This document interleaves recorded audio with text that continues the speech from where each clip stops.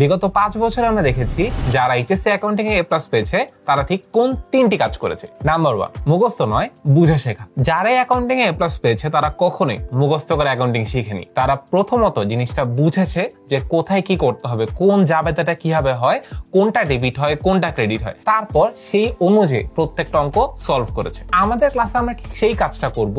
তোমাকে একদম বেসিক থেকে বুঝাই দিব যে অ্যাকাউন্টিং এ কোন জিনিসটা কেন হচ্ছে, কিভাবে হচ্ছে, যাতে করে কোনো একটা প্রশ্নে তোমাকে যদি অঙ্ক ঘুরায় দেওয়া হয় তুমি কনফিউজ হবে না, বরং বুঝে বুঝে সেই অঙ্কটা সলভ করতে পারবা। নাম্বার 2, যারা A+ পেয়েছে তারা কিন্তু শুধু শিখেই নিজেকে সীমাবদ্ধ রাখেনি, যা শিখেছে তা নিয়মিত প্র্যাকটিস করেছে। আমাদের ক্লাসে আমরা এই প্রবলেমটা কিভাবে সলভ করব। প্রথমত ক্লাসে তো একদম প্রত্যেকটা জিনিস বুঝিয়ে বুঝে শেখাবো। এরপর তোমার জন্য থাকবে daily exam, monthly exam. Class শেষ করে থাকবে তোমার জন্য একটা ডেডিকেটেড HW, এবং আমরা প্র্যাকটিস করব কোন ধরনের ম্যাথগুলো বোর্ডে যেই ক্যাটাগরির প্রশ্নগুলো তোমাদের আসে আমরা সেই সব ক্যাটাগরির প্রশ্ন তোমাদেরকে প্র্যাকটিস করব।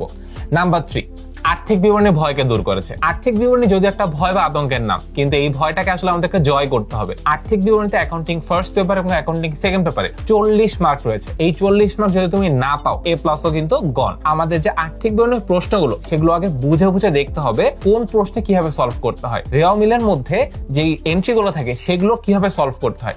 এরপর সমন্বয় যে দাখিলাগুলো থাকবে সেই প্রত্যেকটা দাখিলা আমরা স্টেপ বাই স্টেপ ভেঙে ভেঙে সলভ করব। বিগত বছরগুলোতে বোর্ডে যত ধরনের সমন্বয় আছে প্রত্যেকটা সমন্বয় আমরা লিস্ট করব।